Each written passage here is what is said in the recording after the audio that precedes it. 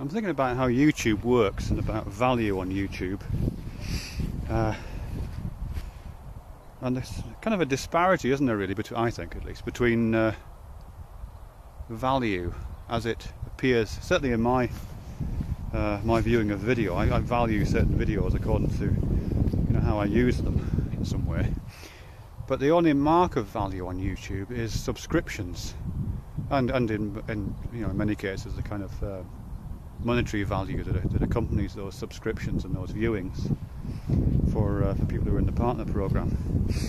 I think it's a bit of a problem there, really, because some of the videos that I really like and some of the channels that I watch, some of the subscriptions that I have, I've got very few viewings at all. I mean, the one that springs to mind is Mel's Basket Case, which is I think it's a remarkable channel, actually, and I find the information on that channel completely unique.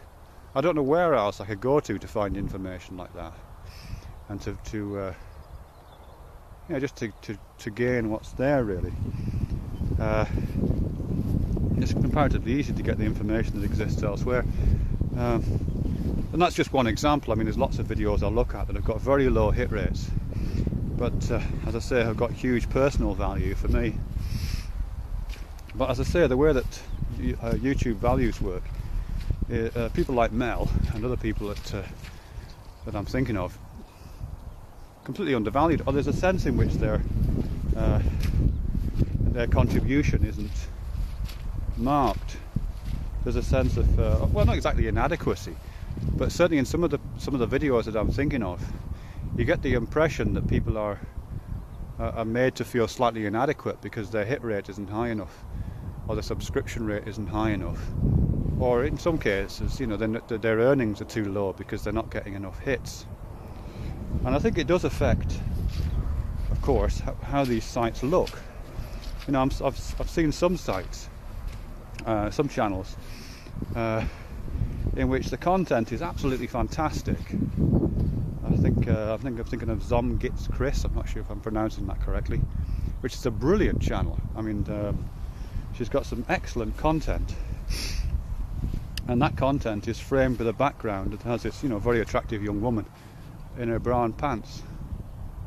And I can't help thinking, if this wasn't a subscription model, if this wasn't about hit counts and the number that appears under your video, would this woman have a picture of her in her bra and pants underneath? I don't know. Maybe she would. And I apologise if I'm taking your name in vain here, but there does seem to be all kinds of pressure to do things which increase your hit count, which are nothing really to do with the value of what you're bringing to the system.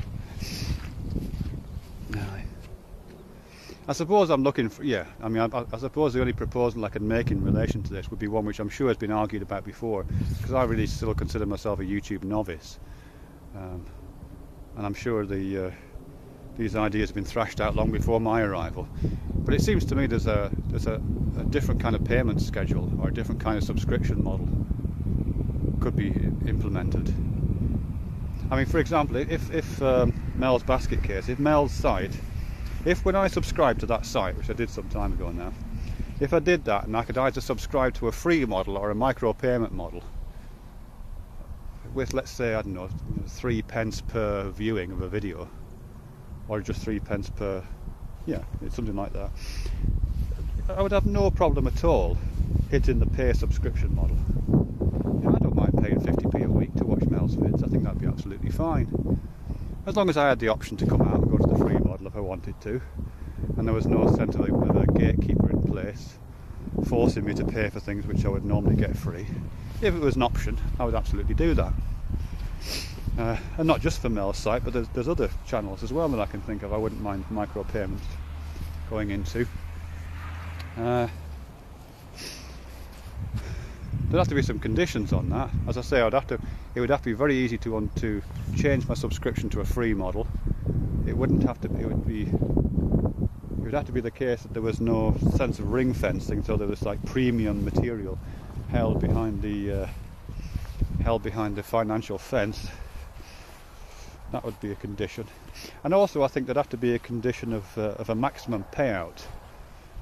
So I think if you just assumed that,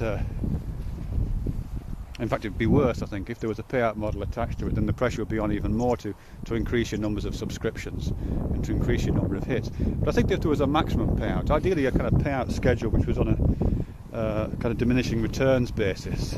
So your first 100 videos got you 5p per hit, and then your and up to 300 hits you got 2p, and then up to 1,000 hits you got 1 pence, and after that just kind of maxed out.